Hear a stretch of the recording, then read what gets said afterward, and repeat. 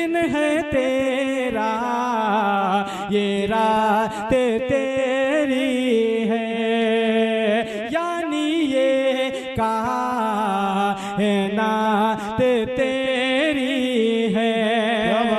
सारे ऐबों से पाक है जो जलाल मेरे। आइए दोस्तों, अब हम अपने असल मकसद की तरफ रुजू होते हैं। हजरत गिरामी कद्र, हमारा असल मकसद वाज़ व नसीहत कुरान और हदीस की रोशनी में गुफ्तगू करना है, क्योंकि अगर हमें गुफ्तगू आती है और हम गुफ्तगू करना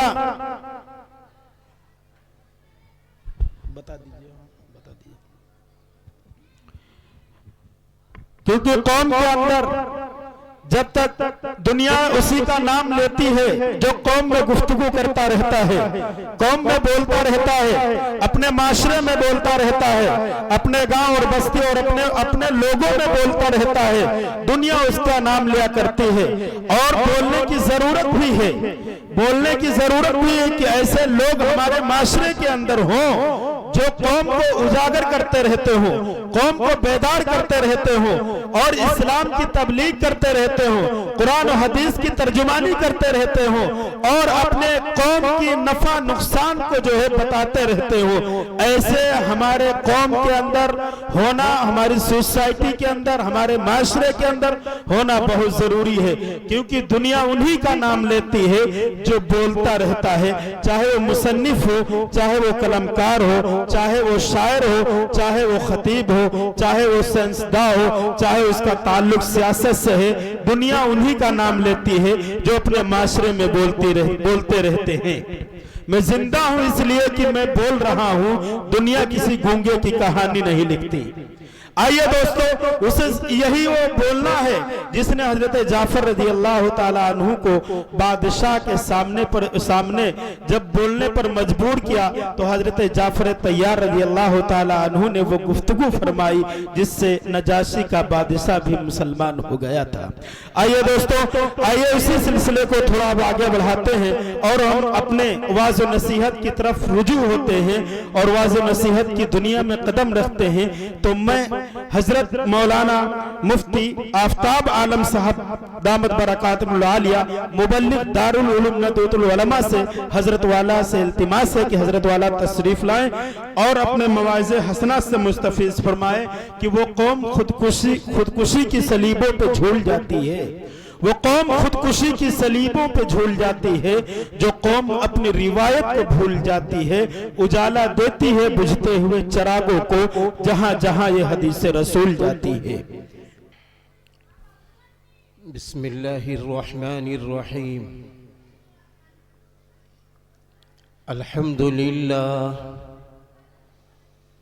अल्हम्दुलिल्लाहि रब्बिल आलमीन।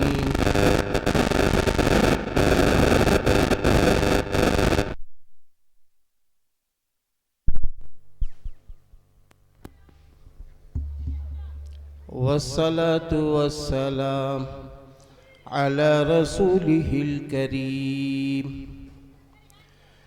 मुहम्मदिन व आलिहि व सहबिहि अजमईन। अम्मा बाद, क़ाल अल्लाहु तबारक व तआला अऊज़ु बिल्लाहि मिनश शैतानिर रजीम। इन्ना नहनु नज़्ज़लना ज़िक्रा व इन्ना लहू लहाफ़िज़ून। सदक़ल्लाहुल अज़ीम। वक़ाल नबिय्यु सल्लल्लाहु अलैहि वसल्लम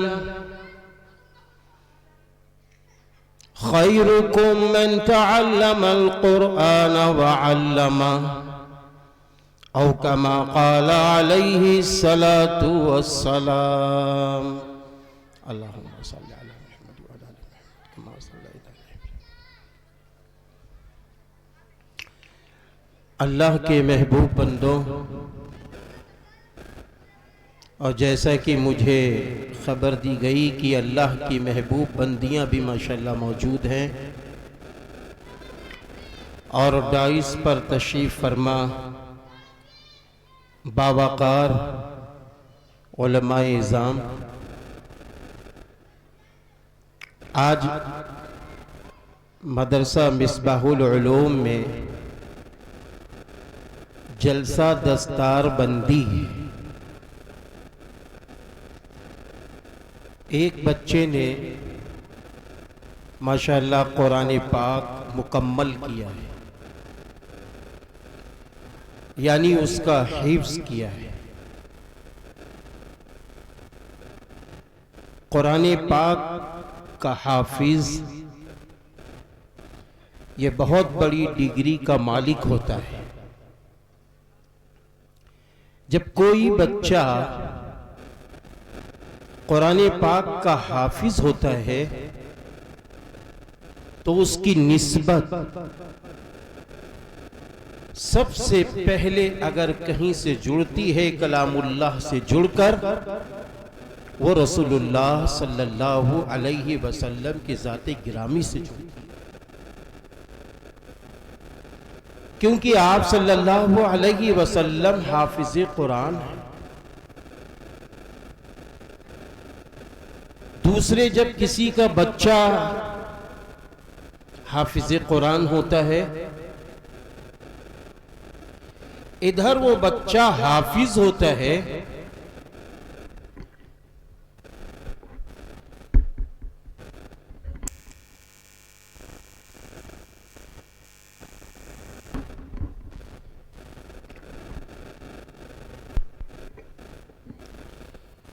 इधर वो बच्चा हाफिज़े कुरान होता है, उधर उनके माँ बाप के लिए बेहतरीन अल्लाह ताला की तरफ से इस्लाम की रोशनी में वादे शुरू हो जाते हैं। बिल्कुल सही रिवायत है कि आप सल्लल्लाहु अलैहि वसल्लम ने इरशाद फरमाया कि जब कोई बच्चा यानी हाफिज़े कुरान होता है तो क़यामत के रोज अल्लाह ताला उनके माँ बाप को नूर वाला ताज पहनाएंगे। जरा आप अंदाजा लगाएं, हिफ्ज बच्चा कर रहा है, मेहनत बच्चा कर रहा है, मदरसे की दरियों पे बैठकर कुरान बच्चा हिफ्ज कर रहा है, लेकिन यहां पर अल्लाह ताला उनके माँ बाप को नूर वाला ताज देने का वादा रसूलुल्लाह सल्लल्लाहु अलैहि वसल्लम के ज़बान मुबारक से करा रहा है।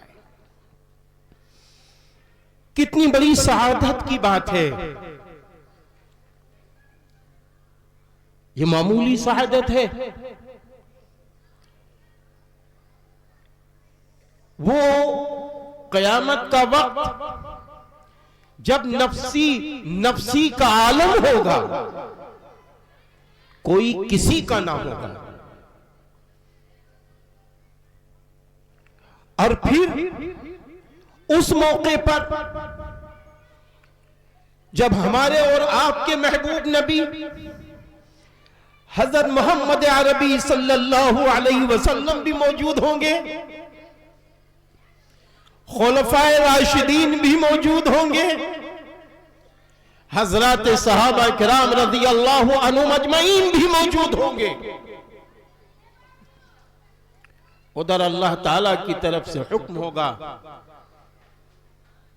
कि फरिश्तों जाओ,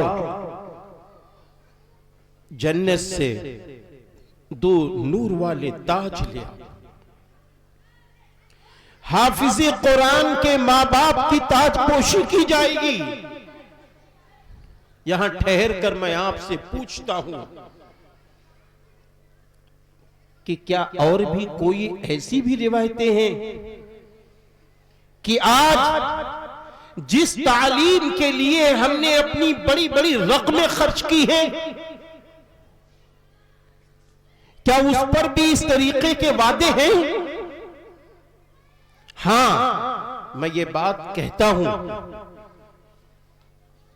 कि आप डॉक्टर बनाइए, इंजीनियर बनाइए, प्रोफेसर बनाइए, अच्छा बिजनेसमैन बनाइए, आप सियासी रहनुमा बनाइए, लेकिन ऐ मुसलमानों, सबसे पहले अपने बच्चे को ईमान वाला बनाइए और सबसे पहले अपने बच्चे को मुसलमान बनाइए, और अल्लाह तौफीक दे दे तो सबसे पहले हाफिज़े कुरान बनाइए। आप कह रहे होंगे कि हम डॉक्टर बनाना चाहिए। कल शहर लखनऊ में प्रोग्राम में जाना हुआ, एक मासूम सा बच्चा बैठा हुआ है, नाश्ता कर रहा है, उम्र कितनी है? 7 साल। मासूम सा बच्चा है, नाश्ता कर रहा है, उम्र कितनी है? 7 साल। उनके वालिद मोहतरम मौलाना मोहम्मद आदिल नदवी साहब हैं। कहने लगे हज़रत दुआ फरमा दीजिए, अभी 10 दिन के बाद मेरे बेटे की दस्तार बंदी होगी। हमने कहा खैरियत? कहा माशाल्लाह मेरा बेटा हाफिज़ कुरान हो गया है, मेरा बेटा माशाल्लाह हाफिज़ कुरान हो गया है, 7 से 8 साल की उम्र है। ऐ दानिश्वरों, दुनिया व आखिरत पर नजर रखने वालों, या माफ कर देना सिर्फ दुनिया पर नजर रखने वालों, सुनो, ये दुनिया तो छूट जाएगी, हम छोड़े या ना छोड़े, दुनिया हमसे ले ली जाएगी। मनो टन मिट्टी के नीचे हमें जाना होगा, फिर अल्लाह की बारगाह में हाजिर होना होगा। क्या ही अच्छा हो, क्या ही अच्छा हो जहां गरीब के बच्चे हाफिज़े कुरान बन रहे हैं, जहां गरीब का काला कुलूटा बच्चा, माफ कर देना, हाफिज़े कुरान बन रहा है, जहां माजूर बच्चे हाफिज़े कुरान बन रहे हैं, तो वहां दौलत वाले अगर बच्चे हाफिज़े कुरान बनने लगे, उसके बाद डॉक्टर बनने लगे, पहले हाफिज़े कुरान फिर इंजीनियर, पहले हाफिज़े कुरान फिर सियासी रहनुमा, पहले हाफिज़े कुरान फिर बिजनेसमैन बनाओ, क्या नुकसान है? क्या नुकसान है? हाँ, हमारा नुकसान हो जाएगा। हमारा बच्चा हाफिज़े कुरान बन रहा है, अल्लाह की बारगाह में, अल्लाह की बारगाह में मेरा अल्लाह ताजपोशी कर रहा है। हाफिज़े कुरान के वालिदैन की क्या ये कीमत कम है? और यहीं पर बस नहीं होगा, यहीं पे बस नहीं होगा, बल्कि अल्लाह ताला फरमाएगा फरिश्तों, जन्नत के 2 जोड़े भी ले आओ, जन्नत के 2 लिबास ले आओ। 2 लिबास लाए जाएंगे, हाफिज़े कुरान की अम्मा पहनो, हाफिज़े कुरान के अब्बा पहनो, पहनो, ये जन्नत के जोड़े हैं। और ताजपोशी भी होगी, उसके बाद शानदार कुर्सी से इस्तिकबाल होगा, जन्नत की याकूत जैसी मोतियों वाली कुर्सी जन्नत से मंगाई जाएंगी, और उसके बाद हाफिज़े कुरान के अब्बा, हाफिज़े कुरान की अम्मा को बिठाया जाएगा।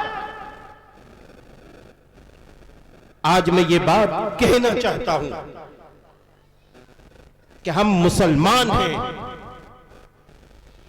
हमारा सबसे पहला फर्ज ये है, हमको अल्लाह बेटी दे, हमको अल्लाह बेटा दे, पहले हमें इसके ईमान की हिफाजत की फिक्र करनी है, पहले हमें इसके इस्लाम की हिफाजत की फिक्र करनी है, उसके बाद हमें दूसरी तालीम दिलानी। अल्लाह ताला ने कुरान करीम में फरमाया है, व अंतुमुल आलऊन, इन कुंतुम मुमिनीन, और तुम ही बुलंद होगे अगर तुम मोमिन हो। यहां ठहर कर मैं कहना चाहता हूं, आज बड़ी तादाद में लोग ये कह रहे हैं हमारे पास अच्छे मकानात नहीं है, लोग ये कह रहे हैं हमारे पास अच्छी अच्छी डिग्रियां नहीं है, लोग ये कह रहे हैं हमारे पास गाड़ियां नहीं है, लोग ये कह रहे हैं हमारे पास माल नहीं है। अरे मेरे भाइयों, इस्लाम ने माल कमाने के लिए मना नहीं किया है, इस्लाम ने मकान अच्छा बनाने के लिए मना नहीं किया है। इस्लाम का तो एक दावा है, वांतुमुल आलऊन, और तुम ही बुलंद होगे इन कुंतुम मुमिनीन, अगर तुम मोमिन होगे। हमें पहले मोमिन बनना है, मोमिन बनकर मकान बनाना है, पहले मोमिन बनना है, मोमिन बनकर गाड़ी चलानी है, पहले मोमिन बनना है, मोमिन बनकर हमें डॉक्टर बनाना है, इंजीनियर और प्रोफेसर बनना है। आज इसकी जरूरत है मेरे भाइयों। हम दुनिया में देख रहे हैं, बहुत करीब से देख रहे हैं, आदमी गरीब हो या अमीर, कैसा भी हो, वक्त पर वो जा रहा है, वक्त पर जा रहा है अल्लाह के पास। आप देखिए ना, बहुत सारे लोग रोते मिलते हैं, बहुत शानदार गाड़ी है, बहुत शानदार गाड़ी से गए, बस वो सामने कोई चीज आ गई, उससे टकरा गए, वो चले गए। अल्लाह का निजाम है, अगर आदमी टकरा के भी जाता है तो एक लुकमा कम खा के नहीं जाता, वो अपने वक्त मुकर्ररा पर जाता है। लेकिन मेरे यारों, कितना अच्छा हो, कितना अच्छा हो, हम एसी में रह रहे हो, हम शानदार एसी की गाड़ियों पे चल रहे हो, इसी तरह हम एसी वाला मिजाज यानी ईमान के साथ रह रहे हो, इस्लाम की रोशनी में रह रहे हो, कुरान की रोशनी में रह रहे हो। ये किसने मना किया है, ये बताओ, किसने मना किया है? किसने मना किया है कि फज्र के बाद कुरान नहीं पढ़ा जाएगा? किसने मना किया है कि कुरान की तिलावत आप न कीजिए? किसने मना किया है? हाँ? हमने तो रिश्ता खुद कुरान से अपने को दूर किया, कुरान से हमने खुद अपने को दूर किया। अरे जिन घरों में कुरान पाक पढ़ा जाए, आप सल्लल्लाहु अलैहि वसल्लम का इरशाद गिरामी है कि जिनके घरों में कुरान पढ़ा जाता है, आसमान के फरिश्तों को वो घर ऐसे चमकते दमकते हुए नजर आते हैं जैसे दुनियादार इंसानों को आसमान के तारे नजर आते हैं। अल्हम्दुलिल्लाह, आप अंदाजा तो लगाएं। अल्लाह ताला की तरफ से तो ये पैगाम है, अल्लाह ताला की तरफ से तो ये खुशखबरी है।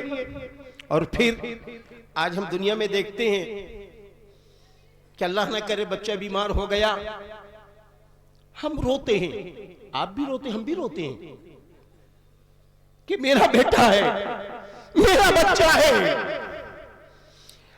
लेकिन क्या हमने ये भी गौर किया कि मेरा बच्चा दुनिया में कैसे जी रहा है, किसकी रोशनी में जी रहा है, किसको अपना आइडियल बना के जी रहा है, किसको अपना नमूना बनाकर जी रहा है? कभी हमने गौर किया इस पर? कभी हमने तवज्जो दी इस पर? हमें तवज्जो देना है कि हमारा बच्चा दुनिया में चल फिर रहा है, इसने किसको अपना आइडियल बना रखा है, अपना नमूना बना रखा है। अल्लाह ताला ने आखिरी पैगंबर हजरत मोहम्मद अरबी सल्लल्लाहु अलैहि वसल्लम को नमूना बनाकर भेजा है। हाँ, लक़द काना लकुम फी रसूलिल्लाहि उस्वतुन हसना। तो इसलिए आज इस बात की भी जरूरत है कि जितनी फिक्र हम दुनिया की कर रहे हैं कि हमारा बच्चा कामयाब हो जाए, अच्छी फिक्र है। आप सल्लल्लाहु अलैहि वसल्लम ने खुद फरमाया है कि वो बाप बड़ा अच्छा है जो अपने बच्चों को फकीर बना के दुनिया में न छोड़े। ये खुद ही रिवायतें मौजूद हैं, लेकिन हमारा जहन इस पर जाना चाहिए कि अगर हमारे वहां चंद बच्चे हैं, हम अपने उन बच्चों को हाफिज कुरान बना लें, अपने बच्चों को हाफिज कुरान बना लें। हजरत अली रज़ी अल्लाह अन्हु फरमाते हैं, तवज्जो चाहूंगा, हजरत अली रज़ी अल्लाह अन्हु फरमाते हैं कि आप सल्लल्लाहु अलैहि वसल्लम ने इरशाद फरमाया कि जिस शख्स ने कुरान पढ़ा और उसको याद किया, यानी हिफ्ज किया, और हलाल को हलाल और हराम को हराम जाना, अल्लाह ताला इब्तिदा ही में उसको जन्नत में दाखिल कर देगा। अब सुनिए आगे, खाली जन्नत ही में दाखिल अल्लाह नहीं करेगा, फिर अल्लाह ताला फरमाएगा हाफिज कुरान जाओ अपने अजीजों में से 10 लोगों की लिस्ट बना लाओ जो अपने बदआमालियों की वजह से जहन्नम में दाखिल कर दिए गए हैं, जहन्नम में दाखिल कर दिए गए हैं। जाओ ऐसे लोगों की 10 लोगों की लिस्ट बना लाओ। हाफिज कुरान 10 लोगों की लिस्ट बना कर लाएंगे और लाने के बाद अल्लाह के हुजूर पेश करेंगे। मेरा अल्लाह फरमाएगा जाओ इन 10 लोगों को जहन्नम से निकलवा के जन्नत में दाखिल कर दो। कितनी बड़ी नेमत है, कितनी बड़ी सआदत है। हाँ, आप अंदाजा लगाइए कितनी बड़ी सआदत की बात है कि जिसका बच्चा हाफिज कुरान। इसीलिए मैं अक्सर ये कहा करता हूं कि हाफिज कुरान भी लायके एहतराम, उन्हें भी सलाम पेश किया जाए। इसके साथ हाफिज कुरान के माँ बाप को भी सलाम पेश किया जाए, हाफिज कुरान के उस्ताद मोहतरम को भी सलाम पेश किया जाए, और जहां बच्चों ने हिफ्ज कुरान मुकम्मल किया है ऐसे इदारे के सारे जिम्मेदारों को सलाम पेश किया जाए। बहुत खुश नसीब हैं आप कि मदरसा मिसबाहुल उलूम अपने कम वक्त पर अच्छी तादाद में हिफ्ज की तरफ तवज्जो दे रहा है। मेरी दिली तमन्ना है, मेरी दिली ख्वाहिश है कि हमारे इस अतराफ के रहने वाले लोग इस पर भी तवज्जो दें। आज हमारे मदरसों में दूर के बच्चे आकर हाफिज बनते हैं, लेकिन हमारे घर के बच्चे मदरसों में जाके हाफिज कुरान क्यों नहीं बनते? क्यों नहीं बनते? क्या वजह? वजह क्या? सारी वजूहात को खत्म करो और ये फैसला अपनी जिंदगी में ले लो कि हमको पहले मदरसे में अपने बच्चे को हाफिज कुरान बनाना है, उसके बाद इंशाअल्लाह आगे बढ़ना। यही बेंगलोर में करीब ही में गोवा है, एक प्रोग्राम में जाना हुआ। जिनके यहां खाने का एहतमाम था, मेजबान वो हम लोगों को खाना खिला रहे हैं और रो रहे हैं। खाना खिला रहे हैं, रो रहे हैं, आंसू टपक रहे हैं। तो हमने कहा हाजी साहब आप रो रहे हैं, आंसू टपक रहे हैं। कहने लगे हजरत मेरे सारे बच्चे बड़े हो चुके हैं, मेरे पास अब बच्चा नहीं है कि मैं अपने बच्चे को हाफिज और मौलाना बनाता। जब हाफिज और मौलाना का वक्त था तो चंद लोगों ने कहा इस तरफ मत जाओ, इस तरफ मत जाओ, ऐसे कटो, डॉक्टर इंजीनियर प्रोफेसर बनाओ। और वो ये कह के रो पड़े कि हमने ना बच्चे को हिफ्ज कराया, ना हमने अपने बच्चों को नाज़रा कुरान पढ़ाया। हमारा बच्चा डॉक्टर है, एक इंजीनियर है, मेरे 2 बच्चे हैं, दोनों बेचारों ने खुद से कुरान पाक कहीं किसी मौलवी से मिलकर पढ़ना सीख लिया है, वो भी ज़बान में उनकी लुकनत है। आज मुझे अफसोस है कि हमको पहले हाफिज़ कुरान बनाना चाहिए था, बाद में डॉक्टर बनाना चाहिए था, ताकि मेरा जनाजा जब निकलता तो मेरा बच्चा कुरान पढ़ता होता। और अगर हमारी जिंदगी बर्बाद हो गई तो कल क़यामत के दिन मेरा बच्चा अल्लाह की बारगाह में जब पहुंचता तो अल्लाह ताला बच्चे के हाफिज़ कुरान की वजह से अल्लाह ताला हमको नूर वाला ताज अता कर देता। मेरे भाइयों, अभी वक्त है। एक गुजारिश तो ये है कि हमें आपको अपने बच्चों को हाफिज़ कुरान बनाना है। दूसरी गुजारिश ये है कि अपने आप को कुरान करीम से जोड़ना है। अपने आप को कुरान करीम से जोड़ना है। आज बड़े दुख के साथ कहना पड़ता है, अफसोस के साथ कहना पड़ता है कि 11 माह हमारे हाथों में कुरान नहीं आता है, खाली रमजान में आता है, खाली रमजान में आता है। इसलिए नहीं, हमको बिला नागा कुरान पढ़ना है। कुरान पढ़ना नहीं आता है तब भी कुरान को वुजू करके छूना है, उसको सीने से लगाना है, 2 कतरे आंसू गिराने हैं कि अल्लाह मेरी उम्र बड़ी हो चुकी है, मुझे कुरान पढ़ना नहीं आता, मैं किसी मौलवी हाफिज कारी से कुरान का पढ़ना सीखूंगा। या अल्लाह मेरी इस गलती को माफ कर दीजिए। ये होना चाहिए, ये होना चाहिए। आज कुरान को भी खाली उलमा से जोड़ दिया गया है। मौलाना साहब कुरान पढ़ेंगे, मुफ्ती साहब कुरान पढ़ेंगे और हाजी साहब कुरान पढ़ेंगे, डॉक्टर साहब नहीं पढ़ेंगे, इंजीनियर साहब नहीं पढ़ेंगे, प्रोफेसर साहब नहीं पढ़ेंगे। नहीं, हम सब कुरान पाक पढ़ेंगे इंशाअल्लाह। मैं ऐसा बनना चाहिए, मैं ऐसा बनना चाहिए। आखिर में मैं ये कह के हटना भी चाहूंगा कि मदरसा मिसबाहुल उलूम ये आपका मदरसा है, अपना मदरसा है। मदरसे की क्या तकाजे हैं, कभी हम गौर करें। फिर सर्दी आ रही है, सर्दी में हमारे बच्चों के पास लिहाफ है या नहीं, हमारे बच्चों के लेटने का अच्छा इंतजाम है या नहीं।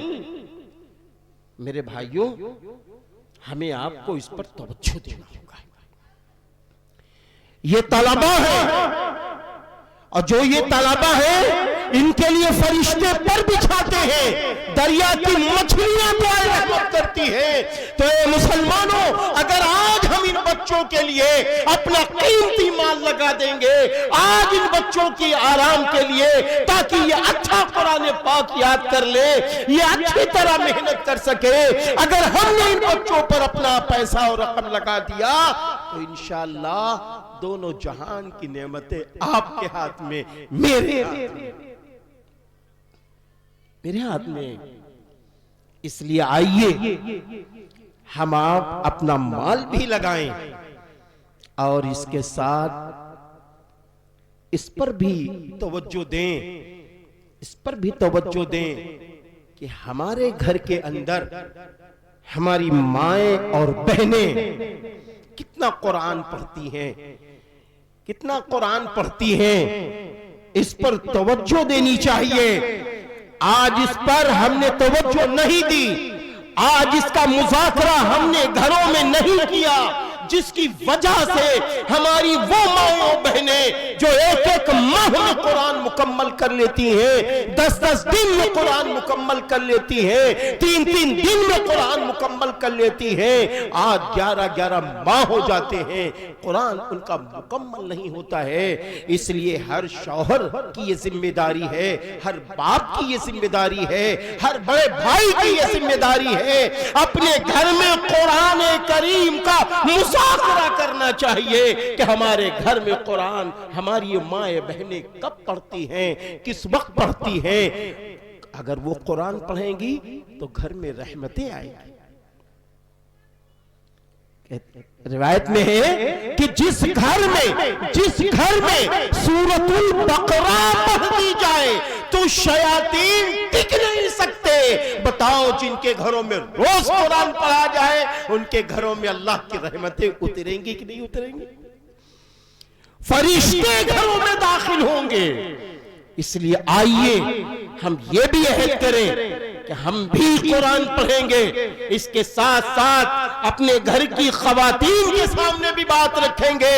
और खवातीन को तो चाहिए, खवातीन इस्लाम को चाहिए कि अपने घर में कुरान पाक का पढ़ना सजा लें।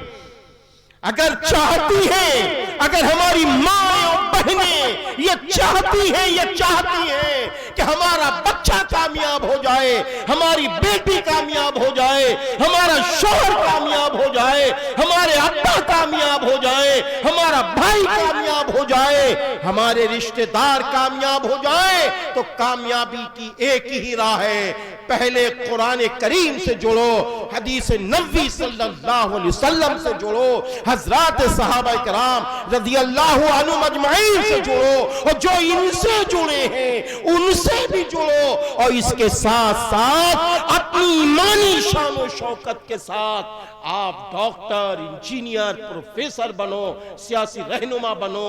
ऐसे लोगों की आज जरूरत है, आज जरूरत है। आवाज चारों तरफ से आने लगी है, ईमानदार ईमानदार ईमानदार इंसान चाहिए।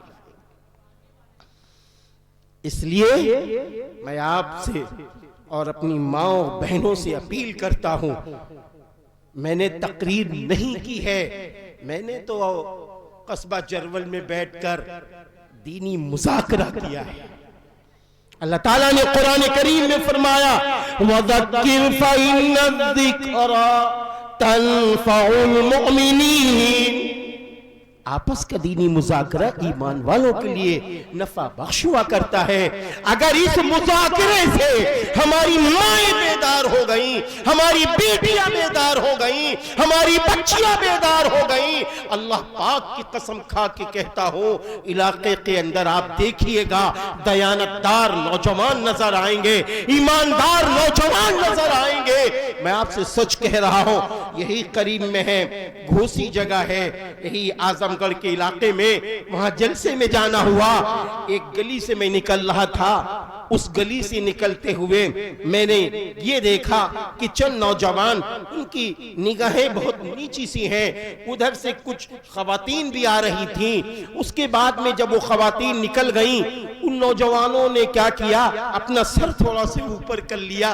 हम बेचैन हो गए, क्योंकि जमीनी सतह से काम करता हूं। मैंने उन बच्चों से पूछा, मैंने कहा, ए मेरे भाई ये बताइए, आप लोगों की निगाहें बड़ी नीची थी, और मैंने थोड़ी देर में देखा कि आपकी निगाहें ऊपर हो गईं, आपकी निगाहें ऊपर हो गईं। ए मेरी माँ सुनो, ए मेरी बहनों सुनो। उनमें से एक नौजवान ने कहा, हम छोटे थे, मेरी अम्मी ने मुझसे कहा था कि मेरे बेटे देखो, ये तुम्हारी सगी बहनें हैं, और ये तुम्हारी ये बेटियां हैं, और ये सब तुम्हारे वो रिश्ते हैं जिनको तुम देख सकते हो, लेकिन चचा जात, फूफी जात, खाला जात, इसी तरीके से जितनी लड़कियां औरतें हैं, इन पर कभी नजर न डालना। अगर नजर डालोगे तो अल्लाह नाराज हो जाएगा। सुनने भाई, ये है हमारी माएं, ये है हमारी माएं। अगर हमारी माँ बेदार हो जाए, थोड़ी सी कोशिश कर ले, आपको सब मिल सकता है। आप तो वो है कि जब हजरत इमाम बुखारी रहमतुल्लाहि अलैहि की अम्मी जान इद्दत में है, शौहर का इंतकाल हो चुका है, इद्दत में है, और हाल क्या है, हाल क्या है मालूम है? हाल ये है, आपका जो बेटा है उसकी आंख की रोशनी खत्म हो गई है। हजरत इमाम बुखारी रहमतुल्लाहि अलैहि की अम्मी जान जहां एक तरफ दवाओं के लिए फिक्रमंद है, दूसरी तरफ अल्लाह के हुजूर मुसल्ला बिछा दिया, ज़ारों कतार रो रही है, या अल्लाह मेरा बेटा है, मेरा शौहर भी आपके पास है, मेरे बेटे की आंख की रोशनी चली गई है, या अल्लाह मैं अपने बेटे की माँ हूँ, मदद फरमा, मदद फरमा। जब उन्होंने अल्लाह का दरवाजा खटखटाया है तो मालूम है क्या हुआ? हजरत इब्राहिम खलीलुल्लाह अलैहिस्सलातु वस्सलाम में तशरीफ लाते हैं, फरमाते हैं कि अल्लाह ने आपकी दुआ सुन ली और आपके बेटे की आंख की रोशनी वापस कर दी। ऐ मां वो आप, ऐ मां वो आप नहीं, ऐ मां वो आप। आपने बच्चों को ये नसीहत की थी कि बेटा झूठ ना बोलना। कितना मशहूर हजरत सैयदना अब्दुल कादिर जिलानी रहमतुल्लाह अलैहि का वाक़या, बेटा झूठ ना बोलना। वो आप थी, वो आप थी। ऐसे ही बड़ी तादाद में ख़वातीन इस्लाम के कारनामे मौजूद हैं। बल्कि अगर ये जुमला कहा जाए कि अगर कोई बच्चा नेक नजर आए, बड़ा काबिल नजर आए, बड़ा सालिह नजर आए, तो याद रखना उनकी मां का किरदार उस बच्चे में छुपा है। माओ की तवज्जो से, माओ की फिक्रों से बच्चे बनते हैं, आगे निकलते हैं। इसलिए माओ मोबाइल छोड़ो, जरूरत के लिए मोबाइल का इस्तेमाल करो। माओ जरूरत के लिए मोबाइल का इस्तेमाल करो, लायानी बातों के लिए मोबाइल का इस्तेमाल ना करो। ये मोबाइल ऐसा है, अगर बनना चाहो तो तुम गैर ममालिक से भी जुड़कर एक अच्छा बिजनेस कर सकते हो, कर सकती हो। बनना चाहो तो बहुत कुछ बन सकते हो, और बिगड़ने पे आ जाओ तो पैर फिसल जाए तो पता नहीं कहां चले जाएंगे। इसलिए अपने बच्चों को आप मोबाइल न दीजिए, अपने बच्चों को नूरानी कायदा दीजिए, अरबी का बगदादी कायदा दीजिए बच्चों को ना दीजिए मोबाइल, ना दीजिए मोबाइल। इनको इस्लाम की किताबें दीजिए, इनके हाथों में किताबें हो, इनके हाथों में शुरू में इब्तिदाई में क्या हो, नन्हा बच्चा है, इनको अरबी की किताब दे दो, उर्दू की किताब दे दो, फिर इसके साथ साथ आप हिंदी इंग्लिश की किताबें दे दो। इसलिए आइए हम आप फिक्र करें। अल्लाह ताला आज के इस अजीमुशान जलसे को कबूल फरमाए, अल्लाह ताला हम सब की शिरकतों को कबूल फरमाए, अल्लाह ताला मदरसा मिसबाहुल उलूम को हर रोज तरक्की का जीना बना दे, अल्लाह ताला हम सब के बच्चों को हाफिज कुरान बना दे, अल्लाह ताला हमारे घर की जो माएँ और बहनें आई हैं इन सब की आमद को कबूल फरमाए, और अल्लाह ताला इन सबको कुरान और हदीस से जोड़ दे। अल्लाह ताला हमारी भी मदद फरमाए, आप सबकी मदद फरमाए। काबिल मुबारकबाद हैं हाफिज कुरान और हाफिज कुरान के वालिदैन, उनके रिश्तेदार, अइज़ा अक़रबा, चाहे वो ददियाली रिश्ते वाले हों, चाहे वो ननियाली रिश्ते वाले हों, सब काबिल मुबारकबाद हैं। अल्लाह हमारी भी मदद फरमाए, आप सब की मदद फरमाए। अब मेरे बाद अभी जैसा कि निज़ाम हो, अल्लाह ताला ने आपके इलाके में अपने वक्त के जिंदा वली, मैं इसलिए नहीं कह रहा हूं, कुछ सोच समझ कर कह रहा हूं, मुरब्बी व मुर्शिदी हजरत मौलाना इस्लामुल हक अज़जत कासमी साहब दामत बरकातुमुल आलिया हैं। इंशाअल्लाह हजरत वाला का खिताब हम आप सुनेंगे, और खिताब सुनकर एक फैसला लेके जाएंगे कि जो बातें हमारे आपके सामने हजरत पेश करें उन बातों पर इंशाअल्लाह अमल करेंगे।